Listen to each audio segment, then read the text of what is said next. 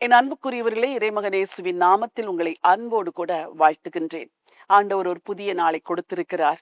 இந்த ஆண்டை முடித்து அடுத்த வருஷத்திற்கு நேராய் நாம் கடந்து சென்று கொண்டிருக்கிறோம். ஒவ்வொரு நாளையும் தேவனோடு கூட நீங்கள் செலவழிப்பதற்கு சற்று கவனமாயிருங்கள். மற்ற எல்லா காரியங்களையும் நிறுத்திவிட்டு கர்த்தரோடு நேரம் அதிகமாய் செலவழிக்கும் பொழுது ஆண்டவர் உங்களுக்காக பெரிய காரியங்களை செய்வார். நிச்சயமாகவே வரப்போகிற வருஷம் உங்களுக்கு ஒரு ஆசீர்வாதத்தின் வருஷமாயிருக்கும். ஒரு வேத பகுதியை உங்களுக்காய் வாசிக்க விரும்புகிறேன். அப்போஸ்தலர் நடபடிகள் 1ஆம் அதிகாரம் 5ஆம் வசனம். ஆகையால் நீங்கள் எருசலேமை விட்டு போகாமல் என்னிடத்தில் கேள்விப்பட்ட பிதாவின் வாக்குத்தத்தம் நிறைவேற காத்திருங்கள் என்று கட்டளையிட்டார். ஆண்டவர் சீஷர்களுக்கு ஒரு கட்டளை கொடுக்கிறார். என்ன கட்டளை? நீங்கள் எருசலேமை விட்டு போகாமல் என்னிடத்தில் கேள்விப்பட்ட பிதாவின் வாக்குத்தத்தம் நிறைவேற காத்திருங்கள். ஒருவேளை நீங்கள் ஒரு அரசு அலுவலகத்தில் வேலை செய்கிற நபராயிருக்கலாம், தொழில் செய்கிற நபராயிருக்கலாம், வியாபாரியாயிருக்கலாம், ஒருவேளை ஊழியம் செய்கிற நபராகவே இருக்கலாம். இந்த வருஷத்தின் கடைசியில கர்த்தர் உங்களிடத்தில் எதிர்பார்க்கிறது, நீங்கள் எருசலேமை விட்டு போகாமல் என்னிடத்தில் கேள்விப்பட்ட பிதாவின் வாக்குத்தத்தம் நிறைவேற காத்திருங்கள் என்று சொல்லுகிறார். You wait upon me. நீங்கள் யாரா இருந்தாலும் சரி, தேவனோடு நேரம் செலவழிப்பதற்கு காத்திருங்கள். இந்த நாட்கள் எதற்காக காத்திருக்க வேண்டும் என்று சொல்லுகிறார்? என்னிடத்தில் கேள்விப்பட்ட பிதாவின் வாக்குத்தத்தம் நிறைவேற காத்திருங்கள். இந்த வருடமெல்லாம் எவ்வளவு காரியங்களை ஆண்டவர் சொன்னார்.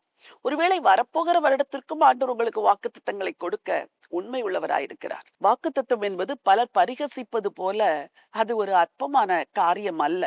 காத்திருந்து ஆண்டவர் என்ன பேசுகிறார் என்று அவரிடத்திலிருந்து ஒரு பதிலை பெற்றுக்கொள்வதுதான் வாக்குத்தத்தம். இதை பெற்றுக்கொள்வதற்கு காத்திருப்பதை குறித்து நீங்கள் வெட்கப்பட வேண்டிய அவசியமே இல்லை. Wait upon the Lord. கர்த்தர் பேசுவார், கர்த்தர் இடைப்படுவார். உங்களுக்கு கொடுத்த வார்த்தையை வரும் நாட்களில் நிறைவேற்றுவார். நீங்கள் எருசலேமை விட்டு போகாமல் என்னிடத்தில் கேள்விப்பட்ட பிதாவின் வாக்குத்தத்தம் நிறைவேற காத்திருங்கள் என்று சொன்னார். காத்திருங்கள், பெரிய ஆசீர்வாதங்களை வரும் நாட்களில் பெற்றுக்கொள்வீர்கள். ஜீவனுள்ள தேவனே, நல்ல ஆண்டவரே, நீங்கள் எருசலேமை விட்டு போகாமல் என்னிடத்தில் கேள்விப்பட்ட பிதாவின் வாக்குத்தத்தம் நிறைவேற காத்திருங்கள் என்று சொன்னீர். உம்முடைய பிள்ளைகள் உமக்காய் காத்திருந்து பரிசுத்த ஆவியின் அபிஷேகத்தையும் ஆண்டவரே உம்முடைய பலனையும் பெற்றுக்கொள்ள நீங்க உதவி செய்யுங்க. மாம்சத்தினால் பிறப்பது மாம்சமாய் இருக்கும் என்று வேதம் சொல்லுகிறது. இந்த மாம்ச பலத்தோடு கூட இன்னொரு புதிய ஆண்டுக்குள் பிரவேசிக்க முடியாதப்பா. உங்களுடைய ஆவியின் பலத்தினால் தான் புதிய நாட்களுக்குள் பிரவேசிக்க முடியும். ஆகவே காத்திருந்து புதிய ஆண்டுக்குள் பிரவேசிக்க உம்முடைய பிள்ளைகளுக்கு பலனையும் கிருபையும் தாங்க. அதற்கு வேண்டிய அபிஷேகத்தையும் தேவன் தரும்படியா ஜெபிக்கிறேன். பிதாவிடம் கேள்விப்பட்ட வாக்குத்தத்தங்கள் ஒவ்வொருவருடைய வாழ்க்கையில நிறைவேற போறதற்காய் ஸ்தோத்திரம். நிச்சயமாய் நிறைவேற போகிறதற்காய் உங்களுக்கு நன்றி அப்பா. காத்திருக்கிற உம்முடைய ஜனத்தை நினைத்து அவர்களை ஆசீர்வதிங்க. இரட்சகர் இயேசுவின் நாமத்தில் பிதாவே, ஆமென். பிரியமானவர்களே, தேவனுடைய வார்த்தை சொல்வது போல எருசலேமை விட்டு போகாமல் பிதாவின் வாக்குத்தத்தம் நிறைவேற காத்திருங்கள் என்ற வார்த்தையின்படி நீங்கள் தேவ சமூகத்தில் காத்திருங்கள். தேவன் உங்களுக்காய் பெரிய காரியங்களை செய்வார். இந்த நினைவோடு இந்த நாளை துவங்குங்கள்.